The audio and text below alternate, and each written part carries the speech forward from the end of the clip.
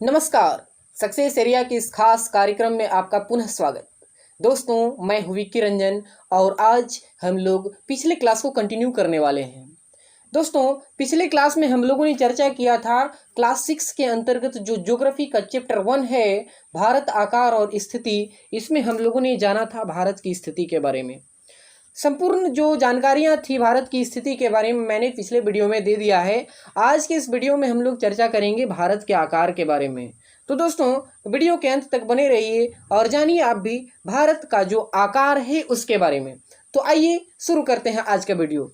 दोस्तों, सबसे पहले हम लोग देखते हैं कि भारत का जो आकार है वह, तो आप भी जानिए कि यहाँ पे कि भारत का जो आकार है वह कैसा है।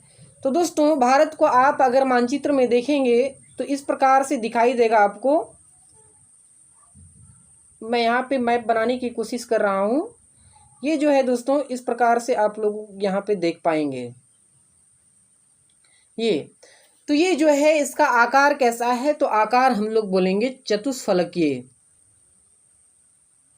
चतुष्फलकीय है दोस्तों, यानी 4 फलक वाला है। इसका आकार कैसा है? 4 फलक वाला है। 4 फलक, 1 2 3 4 फलक वाला। दोस्तों, ये जो चतुष्फलकीय है, अब हम लोग चतुष्कोणीय भी इसको बोल सकते हैं। अब आगे बढ़ते हैं। इसका आकार चतुष्फलकीय चतुष्कोणीय है।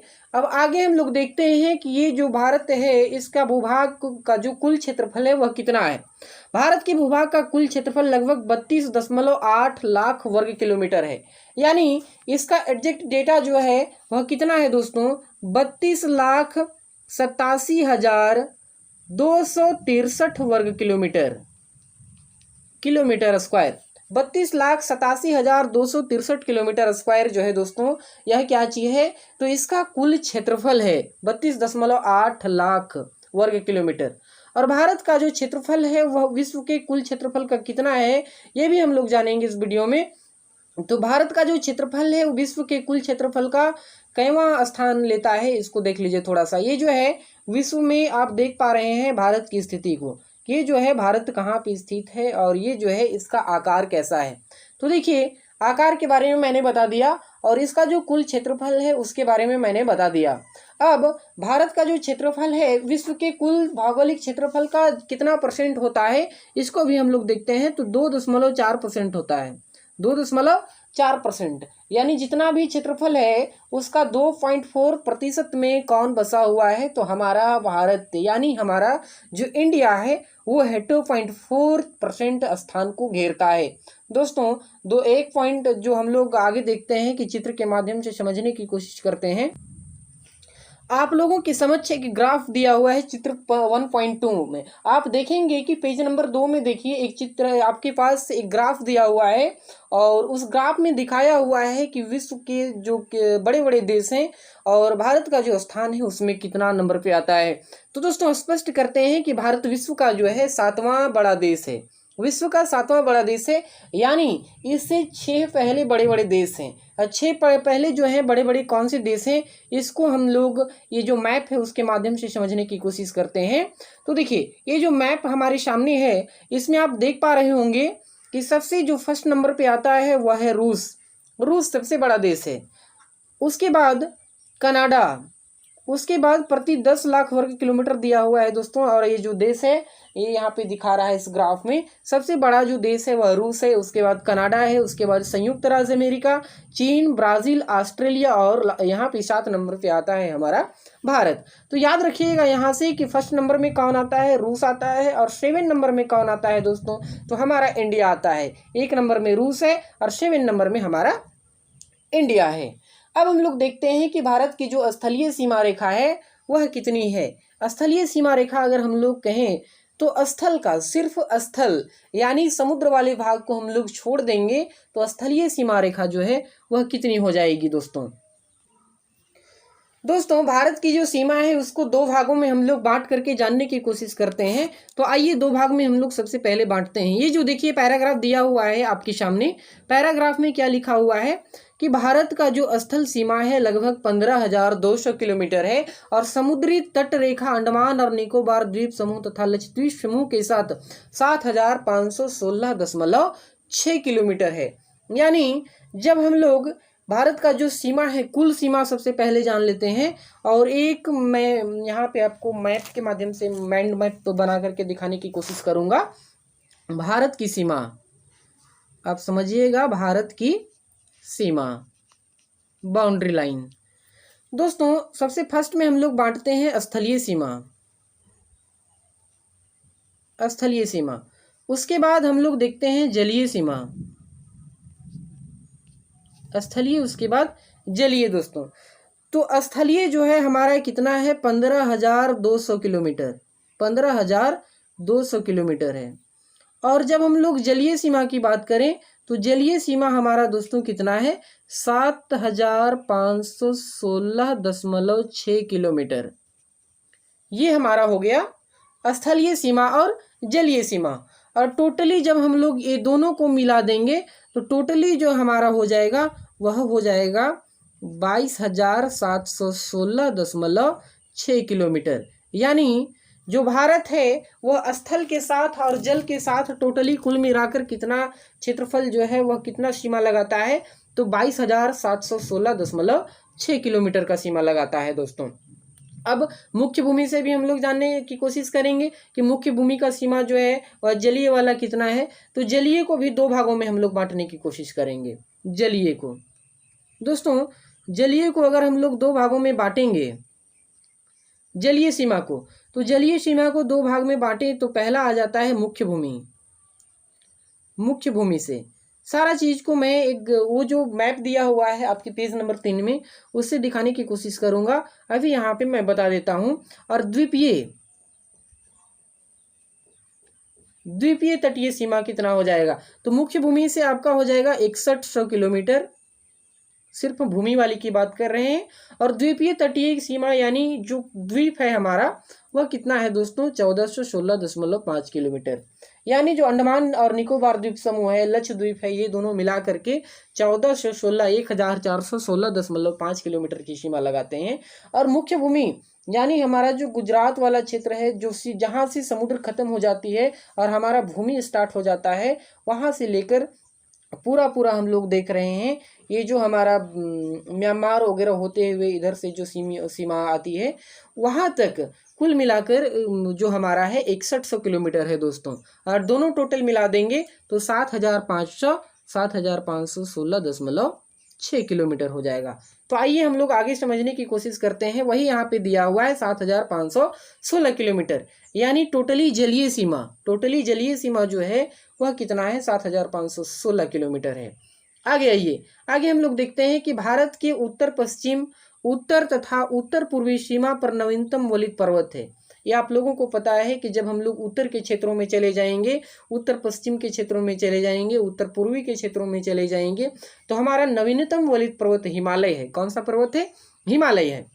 इसके दक्षिण का जो भूभाग है वह उत्तर में चौड़ा है। जो दक्षिण के साइड अगर हम लोग चले जाएं, उत्तर से दक्षिण की ओर, तो उस समय क्या होता है कि दक्षिण का भूभाग जो है वह उत्तर में चौड़ा है और यह 22 डिग्री उत्तरी अक्षांश से हिंद महासागर की ओर संकरा होते जाता है। जैसे हम लोग 22 डिग्री में प्रवेश करेंगे वहां से सीधा अगर हिंद महासागर की ओर हम लोग बढ़ते जाएं तो ये जो है संकरा होते जाएगा दोस्तों। ये वाला यहाँ से यहाँ की बात हो रही है। यहाँ पे हम लोग देख रहे हैं, देख पाते हैं ये वाला जो हमारा क्षेत्र है यहाँ से संकरी होना स्टार्ट होती है और यहाँ पे हिंद महासागर होता है। हिंद महासागर की ओर ये जो है संकरी होना स्टार्ट हो जाती है, संकरी हो जाती है। इसका बात कर रहा 22 डिग्री दोस्तों। 22 डिग्री हमारा कहाँ पे है, तो 22 डिग्री यहाँ पे ये वाला क्षेत्र 22 डिग्री। 23.5 डिग्री में जो कर्क रेखा गुजरती है तो उससे थोड़ा सा नीचे 22 डिग्री और यहाँ से संकरा होना शुरू हो जाती है और यह जो है कन्याकुमारी में पूरा जाकर के संकरा हो जाती है लास्ट वाला क्षेत्र में दोस्तों यहाँ पे। तो ये देखा, इसके पश्चिम में महासागर की ओर संकरा होता है, इसके पश्चिम में अरब सागर तथा पूर्व में बंगाल की खाड़ी स्थित है। पश्चिम में क्या है, अरब सागर। ये जो है अगर हम लोग इंडिया का मैप देखते हैं और मैप के माध्यम से समझने की कोशिश करते हैं यहाँ, आइए सबसे पहले इंडिया का मैप बनाते हैं दोस्तों। इंडिया के मैप में हम लोग यहाँ से इसको ऐसे शुरू करते हैं और ये जो है ये वाला क्षेत्र, इसको यहाँ से करते हुए इसको यहाँ पे ले आते हैं और ये जो है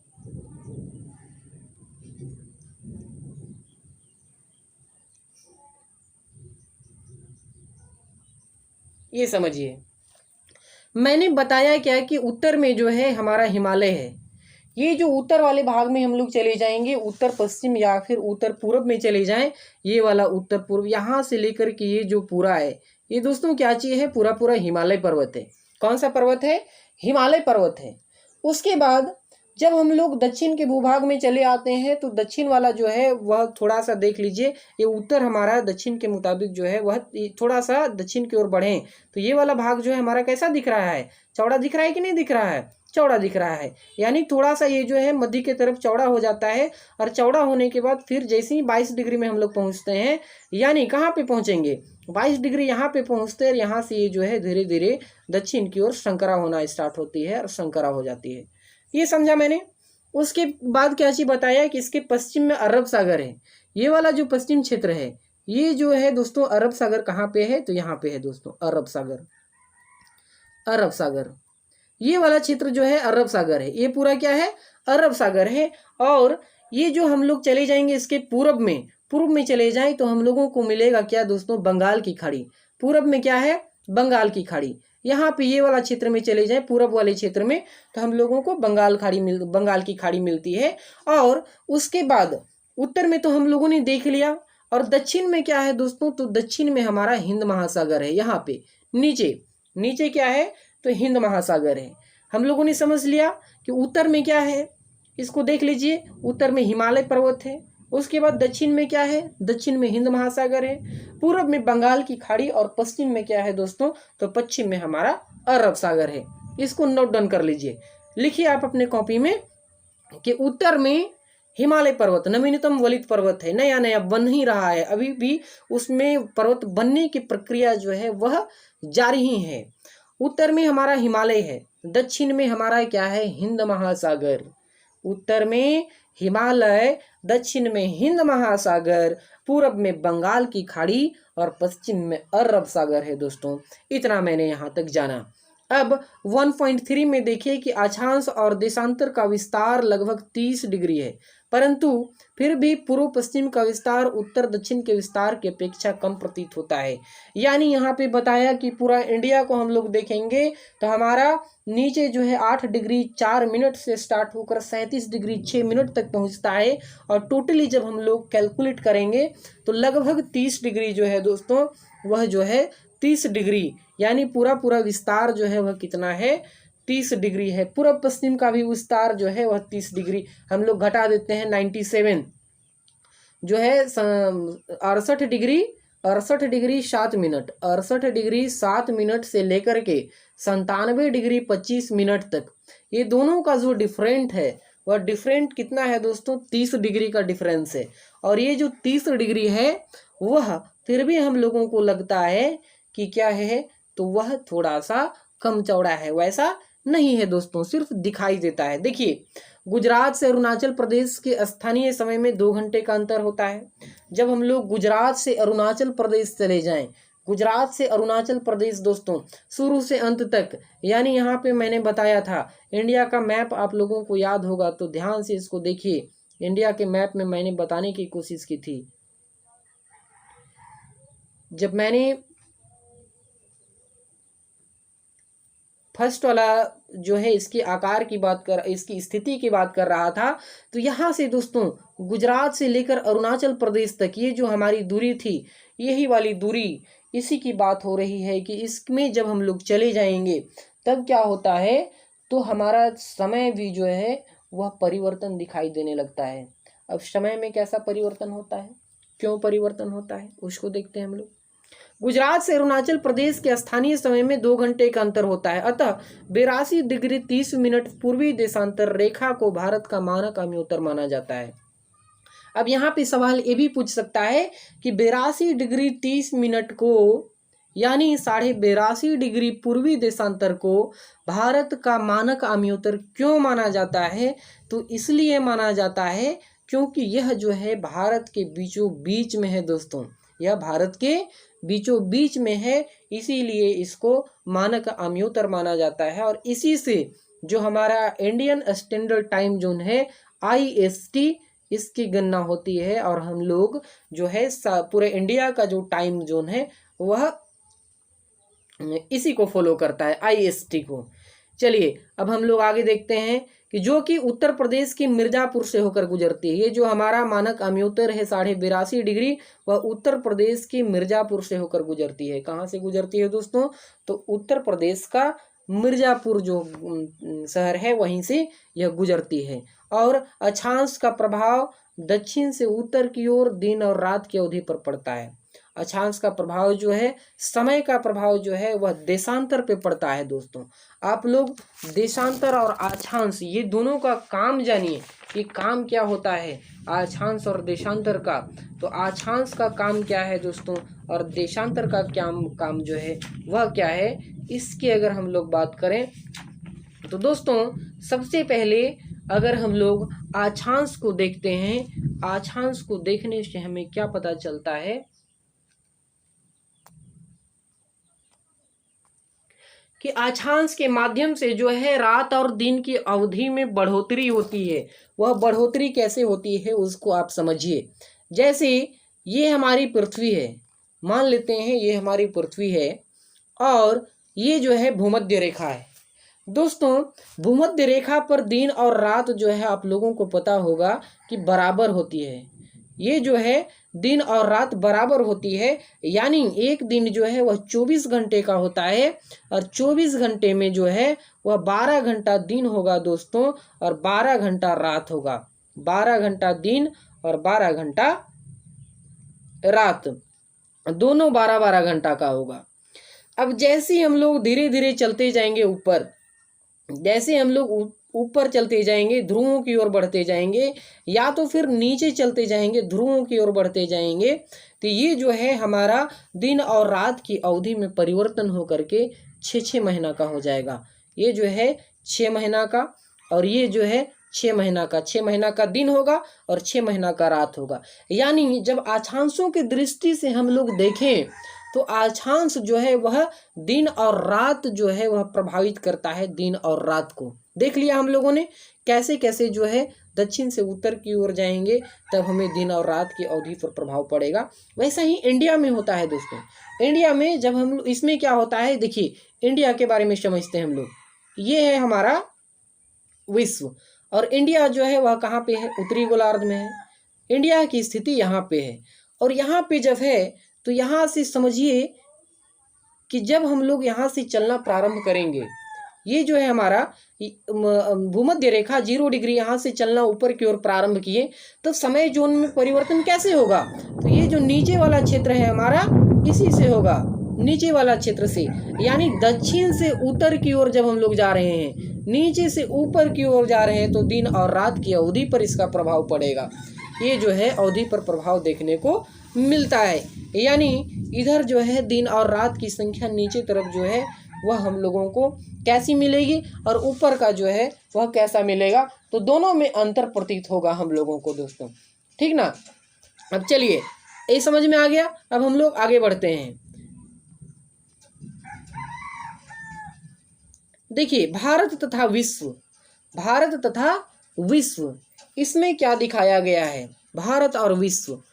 भारतीय भूखंड एशिया महाद्वीप के पूर्व, इससे पहले 1-2 क्वेश्चन हैं इसकी चर्चा हम लोग कर लेते हैं कि 82 डिग्री 30, ये जो है 82 डिग्री 30 मिनट पूर्व देशांतर को भारत का मानक आम्योत्तर क्यों माना जाता है, और कन्याकुमारी और कश्मीर में दिन रात की अवधि में अंतर क्यों है, दिन रात की अवधि में अंतर क्यों है, इसको जानिए। अब दोनों का जो है वह जवाब मैं बता देता हूं कि 82 डिग्री 30 मिनट पूर्व देशांतर को भारत का मानक आम्योत्तर क्यों माना जाता है, क्योंकि यह भारत की बीचों बीच से होकर गुजरती है और बीचों बीच से होकर गुजरने के कारण ही इसे 82 डिग्री 30 मिनट को जो पूर्व देशांतर है उसको भारत का मानक आम्योत्तर माना जाता है दोस्तों। उसके बाद दूसरा जो सवाल है, कन्याकुमारी और कश्मीर में दिन रात की अवधि में क्यों अंतर होता है, तो कन्याकुमारी सबसे नीचे वाला भाग, कन्याकुमारी सबसे नीचे वाला और कश्मीर सबसे ऊपर वाला भाग। तो नीचे जब हम लोग देखे थे कि जब दक्षिण से उत्तर की ओर जाते हैं हम लोग, तो दिन और रात में अंतर हमें दिखाई देता है। और यह अंतर किसके कारण दिखाई देता है? तो अक्षांशों के कारण दिखाई देता है। सीधा इसमें लिखेंगे कि कन्याकुमारी और कश्मीर में दिन रात की अवधि का जो अंतर होता है वह हमें अक्षांश रेखाओं के कारण दिखाई देता है, अक्षांश रेखाओं में परिवर्तन के कारण दिखाई देता है दोस्तों। चलिए इसका आंसर मैं आप लोगों को बता देता हूं कि कैसे लिखना है। देखिए मेरे पास कुछ स्क्रीनशॉट्स हैं, मैंने कुछ आंसर बना करके रखे हैं और वो आंसर को आपकी स्क्रीन पे मैं जो हूँ वह दिखा दे रहा हूँ आपको किस प्रकार से लिखना है दोस्तों। देखिए दोस्तों पहला क्वेश्चन का आंसर जो है वह कैसे लिखना है। तो पहला का आप लोगों ने देख लिया कि 82 डिग्री 30 मिनट पूर्वी देशांतर को भारत का मानक आम्योत्तर क्यों माना गया है? तो इसलिए माना गया है क्योंकि यह रेखा जो है भारत के मध्य से होकर निकलती है। अब हम लोग दूसरा का देख लेते हैं कि कन्याकुमारी और कश्मीर में दिन रात की अवधि में अंतर क्यों है। तो बताना है कि कन्याकुमारी भारत का जो अक्षांशीय विस्तार का दक्षिणी छोर है, सबसे नीचे वाला छोर है 8 डिग्री 4 मिनट उत्तरी अक्षांश में, और कश्मीर जो है सबसे ऊपर वाला क्षेत्र है, यानी 37 डिग्री 6 मिनट उत्तरी अक्षांश पे ये जो है वह पहुंचता है। और यह अक्षांशीय विस्तार का लगभग 30 डिग्री जो है हम लोग देख लेते हैं कि 30 डिग्री पड़ता है, जिसके कारण जो है वह प्रभाव देखने को हमें मिलता है कि दिन और रात की अवधि जो है वह परिवर्तन हो रही है दोस्तों। तो यहाँ पे ये जो है आंसर आप लिख सकते हैं। चलिए अब आप हम लोग फिर से पुनः वहीं वीडियो पे पहुँच। अब भारत तथा विश्व का संबंध जो है वह क्या है? भारतीय भूखंड एशिया महाद्वीप के पूर्व और पश्चिम के मध्य में स्थित है। भारतीय भूखंड जो है वह कहाँ है? तो एशिया महाद्वीप के पूर्व और पश्चिम के मध्य में है, यानी पूर्व और पश्चिम के बीचों बीच हम लोग देखेंगे तो हमारा एशिया महाद्वीप में भारत हमें दिखाई देगा। भारतीय भूभाग एशिया महाद्वीप का दक्षिणी विस्तार है, और एशिया महाद्वीप का सबसे दक्षिणी वाला विस्तार जो है हम लोग देखे होंगे, एशिया महाद्वीप ये वाला है, और इसमें यहाँ पे हमें भारत दिखाई देती है ये वाला क्षेत्र में, यानी दक्षिणी विस्तार जो है सबसे दक्षिण वाला भाग जो है हमारा भारत ही आ जाता है। हिंद महासागर जो कि पश्चिम में यूरोपीय देशों और पूर्वी एशियाई देशों को मिलाता है। हिंद महासागर का काम क्या है? तो पश्चिमी देशों में यूरोपीय देश और पूर्वी एशियाई देशों को मिलाता है, यानी एशिया का जो पूर्व वाला भाग है और यूरोपीय देश ये सब को मिलाने का काम करता है। आप जब भी ज्योग्राफी पढ़ें तो अपने सामने एटलस का जो बुक है उसको लेकर के बैठें, ताकि आप लोगों को सारा डाउट जो है वह क्लियर होते चला जाए। देखिए अगर मैं यहाँ पे एक चित्र के माध्यम से दिखाने, जो फर्स्ट वाला है पेज, उसके माध्यम से दिखाने की कोशिश करूँगा तो आप यहाँ पे समझ पा रहे होंगे। देखिए ये जो है हमारा भारत है, ये हमारा क्या है? भारत है। ये भारत को आप देख पा रहे होंगे। और भारत के बारे में बताया क्या गया है दोस्तों? तो बताया गया है कि भारतीय भूखंड एशिया महाद्वीप के पूरब और पश्चिम के मध्य में स्थित है। पूरब और पश्चिम, तो ये पूरब वाला क्षेत्र हो गया और ये वाला पश्चिम वाला क्षेत्र हो गया, पूरब और पश्चिम के क्षेत्र में स्थित है। और सबसे दक्षिणतम वाला देख पा रहे होंगे आप, एशिया ये वाला है, यहाँ तक ये सब एशिया में आ जाता है। तो ये सब देख रहे हैं कि दक्षिणतम भाग जो है वह हमारा भारत ही आ जाता है। और आगे क्या है कि हिंद महासागर जो कि पश्चिम में, हिंद महासागर कहाँ है? तो हिंद महासागर आप देख पा रहे होंगे यहाँ पे कि ये वाला जो हिंद महासागर है यह पश्चिमी भागों में होते हुए किसको मिलाता है? तो हमारा जो यूरोपीय देश हैं, ये सब जो हैं यूरोपीय देश, यूरोप, इसको मिलाने का काम करता है। यूरोपीय देशों को ये जो है कैसे मिलाता है ये भी बताएंगे, यूरोपीय देशों को कैसे मिलाता है ये। यानी हमारा जो भारत है वह यहाँ है, और भारत से ये जो है यूरोप वह कैसे मिल रहा है? पश्चिम से होते हुए इधर से कैसे जा रहा है? दूसरे देशों को तो क्रॉस करके नहीं ना जा रहा है, या समुद्री मार्ग का सहारा ले रहा है? उसी की चर्चा हम लोग आगे करेंगे, बस आप बने रहिए। आगे देखिए आगे क्या है। देखिए दक्षिण का पठार हिंद महासागर में शीर्षोत फैला हुआ है, और पश्चिम एशिया, अफ्रीका और यूरोप के देशों के साथ साथ पूर्वी एशिया के देशों से भी पूर्वी तट के माध्यम से निकटतम संबंध बनाए हुए। हिंद महासागर में किसी भी देश की तटीय सीमा भारत जैसी नहीं है। और हिंद महासागर, इसका हिंद महासागर नाम क्यों पड़ा? तो इसलिए इसका हिंद महासागर नाम पड़ा क्योंकि इसके जैसा कोई भी ऐसा देश नहीं है जो हिंद महासागर के साथ इतना लगाव रखता है, इतना शीर्षस्थ फैला हुआ है। और भारत की इसी महत्वपूर्ण स्थिति के कारण ये जो महासागर है इसका नाम हिंद रखा गया, यानी हिंदुस्तान हिंद महासागर रखा गया। क्यों रखा गया पूछेगा सवाल, तो आप बता पाएंगे क्योंकि यह जो है हिंद महासागर, इसकी सीमा भारत के जैसा किसी भी दूसरे देशों के साथ इतना गहरा संबंध नहीं बनाती है, इतना निकटतम संबंध नहीं बनाती है। और यह जो है हिंद महासागर में इसका दक्षिण का पठार जो है, ये वाला पूरा भाग, ये वाला पूरा दक्षिण का पठार है, और ये जो है पूरा हिंद महासागर में फैला हुआ है। और हिंद महासागर में फैले होने के कारण इसका नाम पूरा पड़ गया हिंद महासागर। इसका अधिकतम भाग आप देख पा रहे होंगे, यहाँ से यहाँ तक जो है वह फैला हुआ है समुद्र में ही, इसीलिए इसका हिंद महासागर नाम पड़ गया। दोस्तों चलिए थोड़ा सा हम लोग आगे बढ़ते हैं कि हम लोगों ने अभी पढ़ा कि भारत का जो संबंध है वह यूरोपीय देशों के साथ है, यूरोप के साथ है। आखिर ऐसा कैसे हो सकता है? तो इसको हम लोग देखते हैं कि यहाँ पे भारत और यूरोप के बीच पहले जाने के लिए क्या होना पड़ता था। तो ये जितने सारे देश हैं, अलग अलग जो एशिया के देश हैं, उसका सहारा लेना पड़ता था। एशिया के अनेक देशों से गुजरना पड़ता था, जो हमारा पाकिस्तान है, अफगानिस्तान है, ये सब से होते हुए धीरे धीरे जाना पड़ता था। लेकिन ये जो है आप लोगों को पता है कि भारत का पाकिस्तान जो है कितना बड़ा दुश्मन है, अफगानिस्तान जो है। और तो ये हम लोग कैसी इसकी और दूरी भी ज़्यादा हो जाती थी, तो इस दूरी को कम करने के लिए एक नहर का निर्माण कराया गया। और नहर का निर्माण देखिए यहाँ पे, ये जो है इस रास्ते से जाया गया, ये वाला इस रास्ते से जाएंगे तो थोड़ा सा इस भाग को हटाना पड़ेगा काट करके, और ये काट करके हटा दिया गया, और ये जो है नहर बना दिया गया। इसको क्या बना दिया गया दोस्तों? नहर बना दिया गया। और इस नहर के माध्यम से हम लोग समुद्री यात्रा आसानी से कर सकते थे, भारत से यूरोप के बीच बहुत कम समय में पहुंच सकते थे। और ये स्वेज नहर बना गया। कौन सा नहर बन गया दोस्तों? स्वेज नहर बन गया। और स्वेज नहर बनने से भारत और यूरोप के बीच की जो दूरी है वह 7000 किलोमीटर कम हो गई दोस्तों। कितना कम हो गई? 7000 किलोमीटर। तो ये जो है वह कुछ स्पेशल हुआ था भारत और यूरोप के बीच संबंध स्थापित करने के लिए। और ये जो है स्वेज नहर का स्थापन जो है वह निर्माण कब हुआ था दोस्तों? तो 1869 ईस्वी में, 1869 में हुआ था। इसको याद रखिएगा कि स्वेज नहर का जो निर्माण है वह 1869 ईस्वी में हुआ था। और इसके कारण जो है वह क्या होता है, तो इसकी दूरी जो है वह कम हो जाती है, 7000 किलोमीटर की दूरी कम हो गई है। देखिए दोस्तों आगे हम लोग स्टार्ट करते हैं, आगे बढ़ते हैं। भारत का विश्व के देशों के साथ संपर्क जो है युगों पुराना है, परंतु यह संबंध समुद्री जलमार्गों की अपेक्षा भूभागों से होकर था। बताया जाता है कि सर्वप्रथम जल मार्ग और जो समुद्री मार्ग थे वह नहीं थे। जो जल मार्ग है, जल से हम लोग एक जगह से दूसरे जगह नहीं आ जा सकते थे, उसके अपेक्षा हम लोगों को भूभागों का ही सहारा लेना पड़ता था। यानी जो जमीनी मार्ग थी उसी का सहारा लेना पड़ता था, रास्तों का सहारा लेना पड़ता था। दोस्तों इसके लिए उत्तर पर्वत के दर्रों से अनेक यात्री जो है वह भारत काल में आए। दर्रा का मतलब क्या होता है? तो पर्वतों को काट करके जो रास्ते बनाए जाते हैं उसी को हम लोग दर्रा कहते हैं।